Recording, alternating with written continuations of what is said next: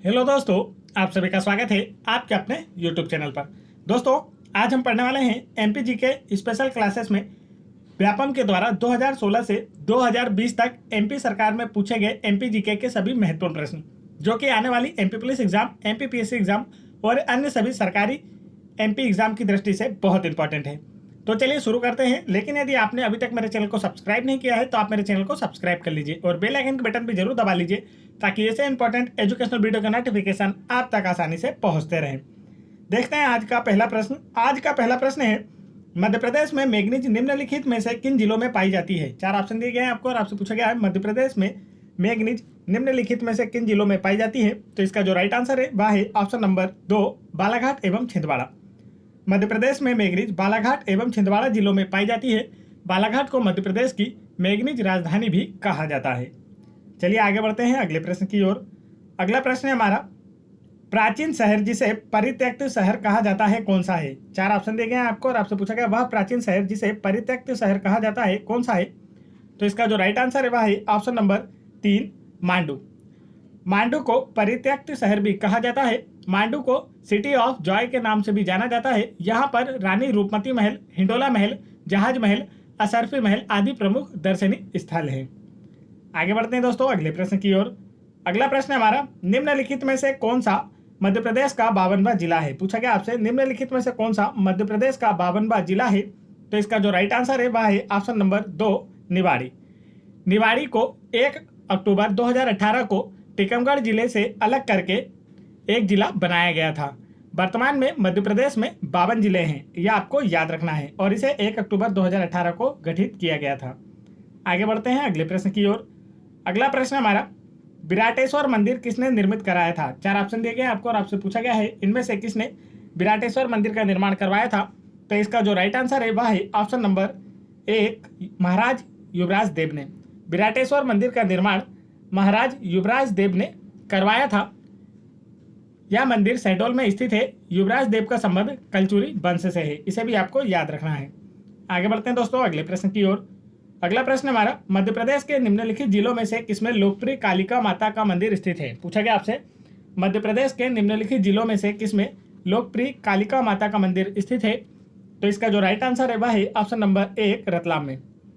रतलाम में लोकप्रिय कालिका माता का मंदिर स्थित है। रतलाम को नमकीन सेब की राजधानी भी कहा जाता है। यहाँ की नमकीन सेब वर्ल्ड फेमस है। चलिए आगे बढ़ते हैं अगले प्रश्न की ओर। अगला प्रश्न हमारा, खंडवा में नर्मदा नदी पर कौन सा एक द्वीप तथा प्रसिद्ध पर्यटन स्थल स्थित है। चार ऑप्शन दिए गए आपको और आपसे पूछा गया है खंडवा में नर्मदा नदी पर कौन सा एक द्वीप तथा प्रसिद्ध पर्यटन स्थल स्थित है। तो इसका जो राइट आंसर है वह है ऑप्शन नंबर 1, हनुबंत्या टापू। इसे एमपी का स्विट्जरलैंड भी कहा जाता है। हनुबंत्या टापू इंदिरा सागर बांध के बैकवाटर में विकसित किया जा रहा है। इंदिरा सागर बांध खंडवा के पुनासा में नर्मदा नदी पर बना है। चलिए आगे बढ़ते हैं अगले प्रश्न की ओर। अगला प्रश्न हमारा, छिंदवाड़ा में पातालकोट किन जनजातियों का निवास स्थान है। चार ऑप्शन दिए गए हैं आपको और आपसे पूछा गया है छिंदवाड़ा में पातालकोट किन जनजातियों का निवास स्थान है। तो इसका जो राइट आंसर है वह है ऑप्शन नंबर 1, गोंड और भारिया।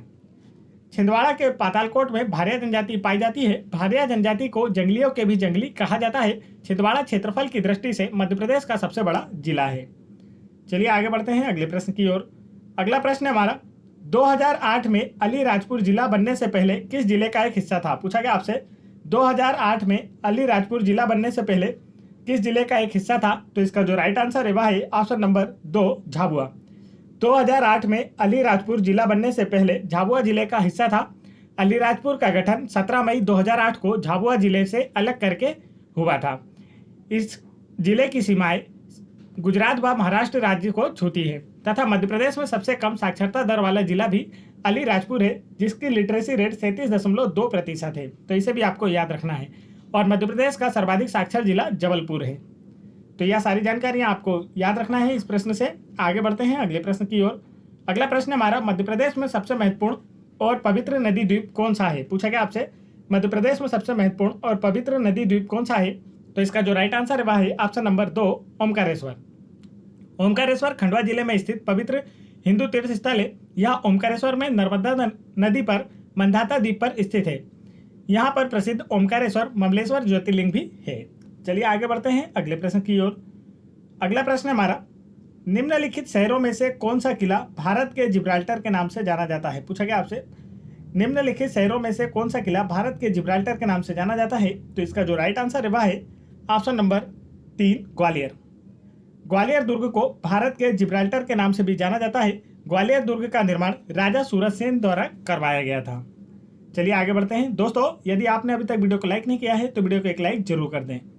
अगला प्रश्न है हमारा, प्रश्न क्रमांक 161, मध्य प्रदेश में निम्नलिखित इमारतों में से किसमें वास्तुकला के लिए आगा खां का पुरस्कार जीता है। 4 ऑप्शन दिए गए हैं आपको और आपसे पूछा गया है मध्य प्रदेश में निम्नलिखित इमारतों में से किसने वास्तुकला के लिए आगा खां पुरस्कार जीता है। तो इसका जो राइट आंसर है दोस्तों वह है ऑप्शन नंबर 3 विधान भवन ने। मध्य प्रदेश के विधान भवन ने वास्तुकला के लिए आगा खान पुरस्कार जीता है। श्यामला हिल्स पर स्थित इस भवन को प्रसिद्ध वास्तुकार चार्ल्स कोरिया ने डिजाइन किया था। इस भवन का नाम इंदिरा गांधी विधान भवन रखा गया है। चलिए आगे बढ़ते हैं अगले प्रश्न की ओर। अगला प्रश्न हमारा, सीहोर किन नदियों के संगम पर स्थित है। पूछा गया आपसे, सीहोर किन नदियों के संगम पर स्थित है। तो इसका जो राइट आंसर है वह है ऑप्शन नंबर 2 सिवान और लतिया। सीहोर सिवान और लतिया नदियों के संगम पर स्थित है। सीहोर में प्रसिद्ध सलकनपुर का मेला लगता है। यहाँ माता पार्वती का मंदिर के रूप में शक्तिपीठ है तथा रेलवे स्लीपर कारखाने भी सीहोर जिले के बुधनी में स्थित है। इसे भी आपको याद रखना है। आगे बढ़ते हैं अगले प्रश्न की ओर। अगला प्रश्न हमारा, उस राजा का नाम बताएं जिसने पन्ना शहर की स्थापना की। 4 ऑप्शन दिए गए हैं आपको और आपसे पूछा गया है उस राजा का नाम बताएं जिसने पन्ना शहर की स्थापना की। तो इसका जो राइट आंसर है वह है ऑप्शन नंबर 3 महाराजा छत्रसाल। महाराजा छत्रसाल ने पन्ना शहर की स्थापना की थी। पन्ना से भारत में सर्वाधिक हीरो का उत्पादन होता है। महाराजा छत्रसाल की समाधि छतरपुर में स्थित है, जिसका निर्माण बाजीराव पेशवा ने करवाया था। चलिए आगे बढ़ते हैं अगले प्रश्न की ओर। अगला प्रश्न हमारा, हिंडोला महल कहाँ स्थित है। पूछा गया आपसे हिंडोला महल कहाँ स्थित है। तो इसका जो राइट आंसर है वह है ऑप्शन नंबर 2 मांडू में। हिंडोला महल मांडू में स्थित है। इसका निर्माण हुसैन के द्वारा करवाया गया था। मांडू जिला धार में स्थित है। इसे सिटी ऑफ जॉय भी कहा जाता है। यहाँ इसके अतिरिक्त रानी रूपमती महल, जहाज महल और अशरफी महल भी आदि प्रमुख दर्शनीय स्थल हैं। आगे बढ़ते हैं अगले प्रश्न की ओर। अगला प्रश्न हमारा, चंबल की घाटी में अटेर दुर्ग किनके द्वारा निर्मित किया गया था। पूछा गया आपसे चंबल की घाटी में अटेर दुर्ग का निर्माण किसके द्वारा किया गया था। तो इसका जो राइट आंसर है वह है ऑप्शन नंबर 2 भदौरिया। इसका निर्माण भदौरिया राजा बदन सिंह ने 1664 में शुरू करवाया था। तो यह आपको याद रखना है, भदौरिया शासक के द्वारा किया गया था। आगे बढ़ते हैं अगले प्रश्न की ओर। अगला प्रश्न हमारा, मध्य प्रदेश में निम्नलिखित में से किस निर्माण ने वास्तुकला के लिए आगा खां पुरस्कार नहीं जीता।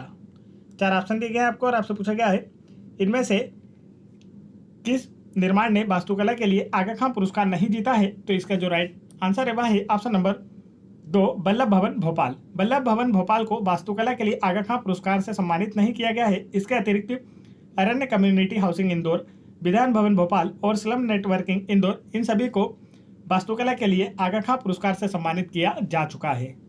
चलिए आगे बढ़ते हैं अगले प्रश्न की ओर।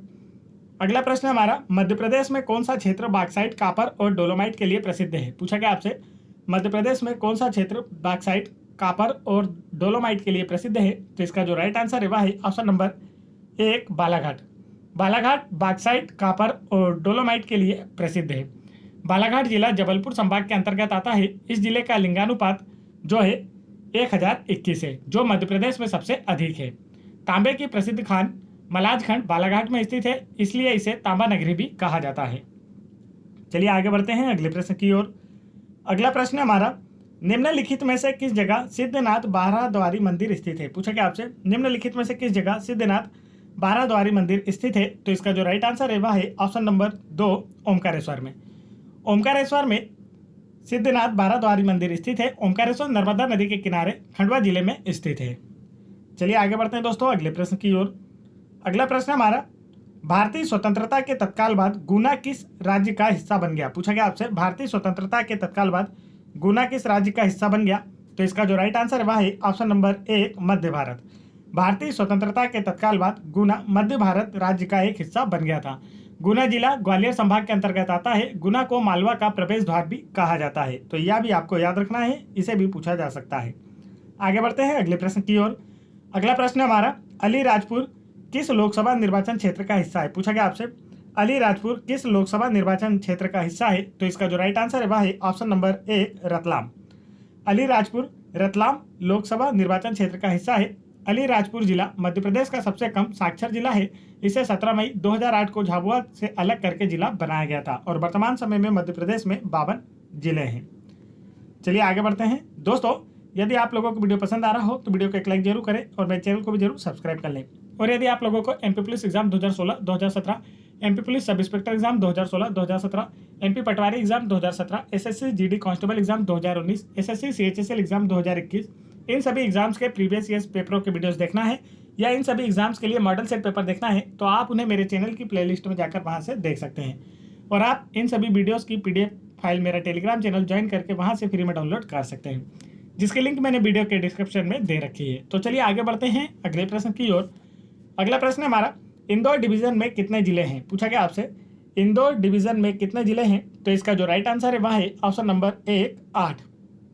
इंदौर डिवीजन में 8 जिले हैं। इंदौर जिला मध्य प्रदेश का सर्वाधिक जनसंख्या वाला जिला है तथा इंदौर जनसंख्या की दृष्टि से मध्य प्रदेश का सबसे बड़ा संभाग भी है। तो यह आपको याद रखना है।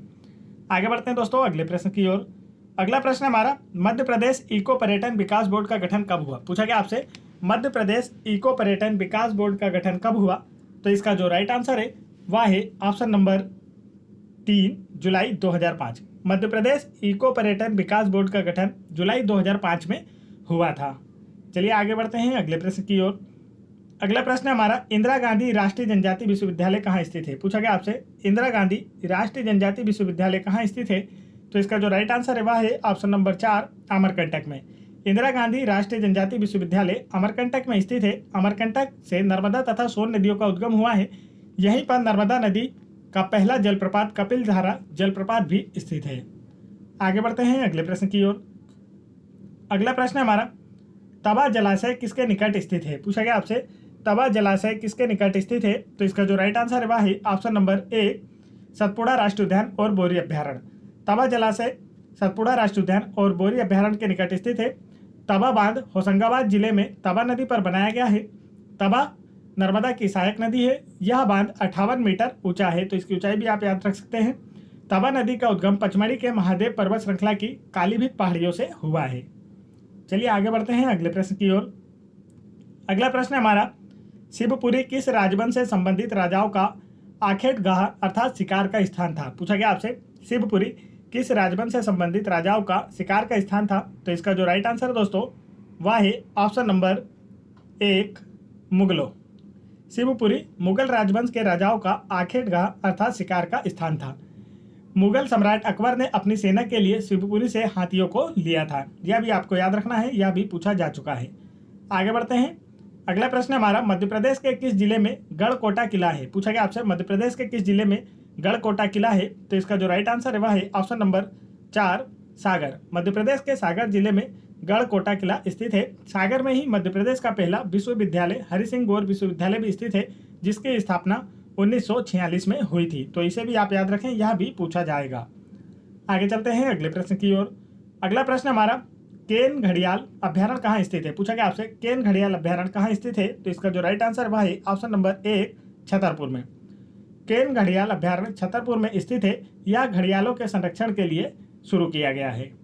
आगे चलते हैं अगले प्रश्न की ओर। अगला प्रश्न हमारा, निम्नलिखित में से कौन सा किला हरदा जिले में है? 4 ऑप्शन दिए गए आपको और आपसे पूछा गया इनमें से कौन सा किला हरदा जिले में है? तो इसका जो राइट आंसर है वह है ऑप्शन नंबर 1 मकड़ाई किला। मकड़ाई किला हरदा जिले में है। यह हरदा के मकड़ाई में स्थित है। आगे बढ़ते हैं दोस्तों अगले प्रश्न की ओर। अगला प्रश्न हमारा, दतिया में वीर सिंह महल में कुल कितने तल हैं? पूछा गया आपसे दतिया में वीर सिंह महल में कुल कितने तल हैं? तो इसका जो राइट आंसर है वह है ऑप्शन नंबर 1 7। दतिया के वीर सिंह महल में कुल 7 तल हैं। इसका निर्माण महाराजा वीर सिंह जूदेव ने करवाया था। सतकंडा महल को वीर सिंह पैलेस के नाम से भी जाना जाता है। आगे चलते हैं अगले प्रश्न की ओर। अगला प्रश्न हमारा, किस राज्य सरकार ने तानसेन सम्मान की स्थापना की है? पूछा गया आपसे किस राज्य सरकार ने तानसेन सम्मान की स्थापना की है? तो इसका जो राइट आंसर है वह है ऑप्शन नंबर 4 मध्य प्रदेश राज्य सरकार ने। मध्य प्रदेश राज्य सरकार ने तानसेन सम्मान की स्थापना की है। इसमें 2 लाख रुपए की पुरस्कार राशि दी जाती है। यह तानसेन के मकबरे के नज़दीक आयोजित किया जाता है। तानसेन का मकबरा ग्वालियर में स्थित है। चलिए आगे बढ़ते हैं दोस्तों यहाँ पर मैंने आप लोगों के लिए क्विज रखी हुई है जिसका आंसर आप लोगों को मुझे कमेंट करके बताना है। आज की क्विज है मध्य प्रदेश उच्च न्यायालय के पहले मुख्य न्यायाधीश कौन थे। तो इसका जो राइट आंसर है वह आप लोग मुझे कमेंट करके जरूर बताएं और आप लोगों का क्या स्कोर रहा यह भी आप मुझे कमेंट करके जरूर बताएं। अगर वीडियो पसंद आया हो तो वीडियो को एक लाइक जरूर करें और मेरे चैनल को भी जरूर सब्सक्राइब कर लें और बेल आइकन के बटन जरूर दबा लें ताकि ऐसे इंपॉर्टेंट एजुकेशनल वीडियो के नोटिफिकेशन आप तक आसानी से पहुंचते रहें। जय